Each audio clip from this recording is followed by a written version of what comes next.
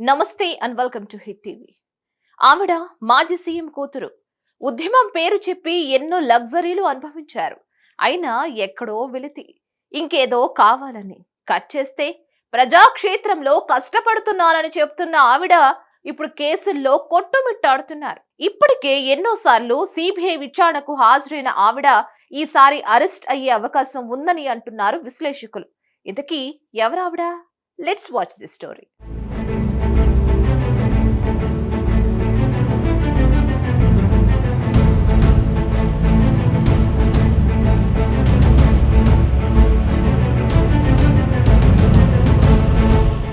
ఢిల్లీ మద్యం కుంభకోణంలో BRS MLC Kalvakuntla Kavitha arrest కానున్నారా?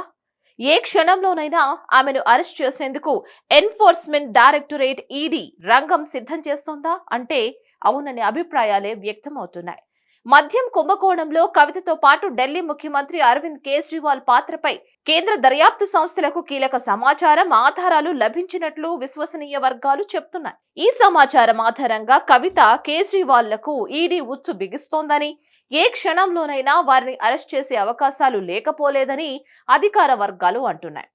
Delhi liquor scam లో ఎమ్మెల్సీ కవితను ఈడీ విచారణకు పిలిచి అరెస్ట్ చేసే అవకాశం ఉందని అప్పట్లో రేవంత్ రెడ్డి ఢిల్లీలో అన్న మాటలను జనాలు గుర్తు చేసుకుంటున్నారు. ఢిల్లీ లిక్కర్ స్కామ్ కేసు సంచలనం మలుపు తిరిగింది. ఈ కేసులో బీఆర్ఎస్ ఎమ్మెల్సీ కవితను నిందితురాలిగా పేర్కొంది సిబిఐ. ఛార్జీ షీట్ లో ఆమెను నిందితురాలిగా చేర్చారు. ఇప్పటికే ఆమెకు నోటీసులు జారీ చేసిన సిబిఐ అధికారులు ఫిబ్రవరి 26న ఢిల్లీలో విచారణకు హాజరు కావాల్సిందిగా నోటీసుల్లో పేర్కొన్నారు. మరి కవిత సిబిఐ విచారణకు ఢిల్లీకి వెళతారా లేదా అనేది తెలియాల్సి ఉంది. ఢిల్లీ లిక్కర్ స్కామ్ కేసులో ఇప్పటికే పలుమార్లు కవితను సిబిఐ అధికారులు ప్రశ్నించారు. గతంలో హైదరాబాద్ వచ్చి కవితను ఆమె ఇంట్లో విచారించారు. ఈడీ అధికారులు మాత్రం 2 సార్లు ఢిల్లీకి పిలిపించి అక్కడ ఆమెపై ప్రశ్నలు గుప్పించారు. అయితే మహిళను ఇంట్లోనే విచారించాలని చట్టం వెసులుబాటు ఉందని కవిత సుప్రీంకోర్టును ఆశ్రయించారు. ఆమె పిటిషన్ పై విచారణ చేపట్టిన సుప్రీంకోర్టు ఈ నెల 28కి కేసును వాయిదా వేసింది. ఈలోపే సిబిఐ కవితకు నోటీసులు జారీ చేయడం, ఆమెను నిందితురాలిగా పేర్కొనడం హాట్ టాపిక్ గా మారింది.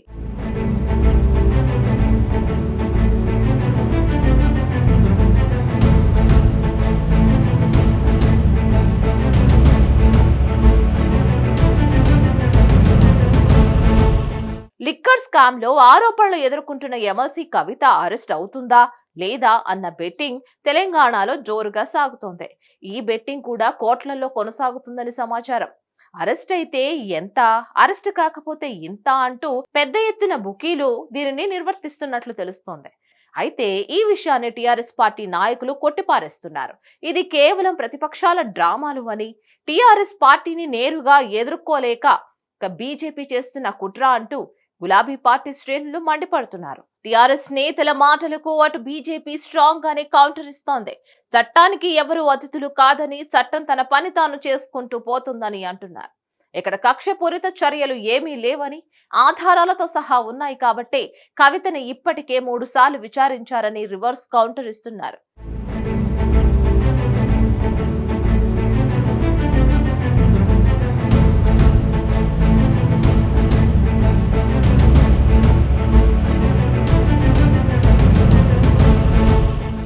ఏదేమైనప్పటికీ గతంలో ఐపీఎల్ కు, ఎన్నికల్లో అభ్యర్థుల గెలుపుకు బుక్కీలు, బెట్టింగ్లు కాచి కోట్లు సంపాదించేవారు.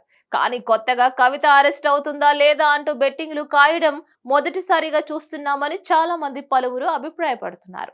ఈ విధమైన బెట్టింగ్లు ఏమాత్రం మంచివి కాదని, దీనివల్ల అమాయకులు డబ్బులు పోగొట్టుకునే అవకాశం ఉంది అని కూడా అంటున్నారు. మరి మీరేమనుకుంటున్నారు? కామెంట్స్ మాకు తప్పకుండా తెలియచేయండి. వీడియో కనుక మీకు నచ్చినట్లయితే like, share and subscribe to hit TV.